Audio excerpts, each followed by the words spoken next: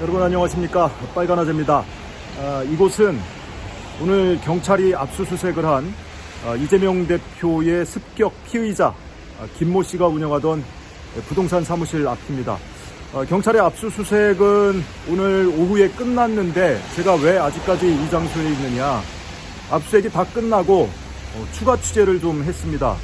압수수색 과정에서 경찰이 지금 보시는 것처럼 신문지로 온통 이 통유리를 가려놓고 진행을 했기 때문에 어떤 내용을 압수를 했는지, 그리고 뭘 들고 가는지를 일절 알 수가 없는 상태였죠. 그래서 그 압수수색 내용을 좀 추가 취재를 했고요. 더불어서 한 명의 추가 제보자가 나타났습니다. 6년 전에 이 김모 씨를 통해서 상가 계약을 했던 분인데, 그분의 이야기를 통해서 당시에 김모 씨가 이 정치적인 이 사건이 있을 때마다 어떤 이야기를 했는지 좀 들을 수가 있었습니다. 우선은 경찰이 오늘 압수수색을 그리 길지 않게 진행을 했어요. 이 부동산 사무실에서는 1시간 20분가량 압수수색을 하고 철수를 했는데, 경찰이 들고 간 것은 이 박스 하나였습니다. 상자 하나였는데 그 안에는 이 사무실에 있던 컴퓨터 본체 한 대를 가지고 갔다고 합니다. 컴퓨터가 3대가 있었는데 2대는 사용을 안 한 지 오래된 컴퓨터고, 최근까지 사용한 컴퓨터 한 대를 내용을 들여다보다가 여기서 다 할 수는 없으니 포렌식을 하겠다면서 본체를 통째로 가지고 갔다는 것이고요.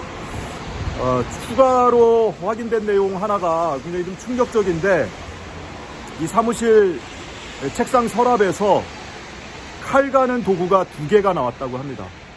그러니까 우리가 그 일본 용어인데 야슬이라고 하죠. 그 모양의 이 손에 쥐고 칼을 갈 때 쓰는 이 도구가 2개가 나왔고, 함께 과도 크기 정도의 이 손가락 한 뼘 크기의 조그만 칼이 하나 추가로 나왔다고 합니다. 근데 칼보다 더 의미 있는 것은 이 칼 가는 도구가 2점이 나왔다는 것으로 미루어 볼 때, 혹시 이 장소에서 범행에 사용한 흉기를 가는데 사용한 것이 아닐까. 그 칼을 갈고, 그리고 손잡이에 이 칼자루를 빼고 거기에 뭘 감았다고, 테이핑을 했다고 하잖아요. 그래서 이 칼을 개조해서 사용했다는 것인데, 그 작업을 하기 위해서 칼 가는 도구를 두고 이 사무실에서 아마 작업을 하지 않았을까. 책상 서랍에서 2점이 나왔다고 합니다.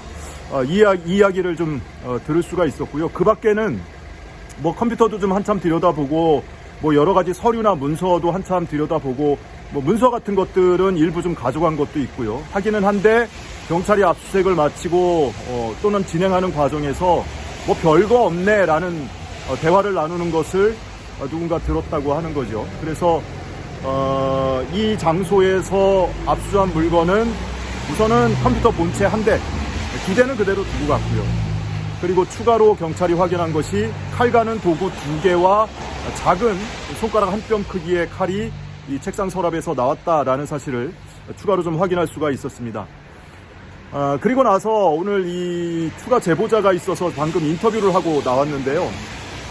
이분의 인터뷰 영상을 촬영을 했습니다. 인터뷰 영상은 내일 오전에 좀 올려드리기로 하고, 대략의 내용만 말씀드리자면, 이분은 6년 전에 이 김모 씨를 통해서 상가 계약을 했던 분이에요. 지금 이 주변에서 장사를 하고 있는 분인데, 김모 씨가 이 부동산 사무실을 이쪽으로 옮기기 전에 이 인근의 다른 건물에 대로변에 부동산 사무실을 운영하고 있을 당시에 계약을 했던 분입니다.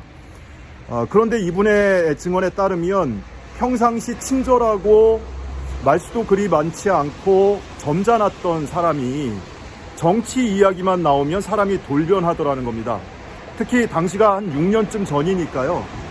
당시에 TV에서 정치 관련 뉴스가 나오면 문재인 대통령이나 당시 대통령이죠. 그리고 민주당에 관한 얘기가 나오면 쌍욕을 하면서 욕을 하더라. 그 이야기를 들을 수가 있었습니다.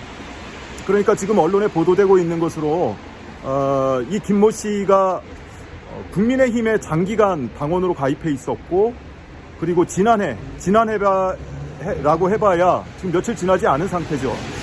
지난해에 민주당에 입당을 했다라는 소식이 지금 전해지고 있지 않습니까? 그래서 그것이 기획 입당이냐 또는 위장 입당이냐 이런 의혹이 일고 있는 시점인데, 범행 배경과 관련해서 매우 중요한 단서가 아닐 수가 없습니다.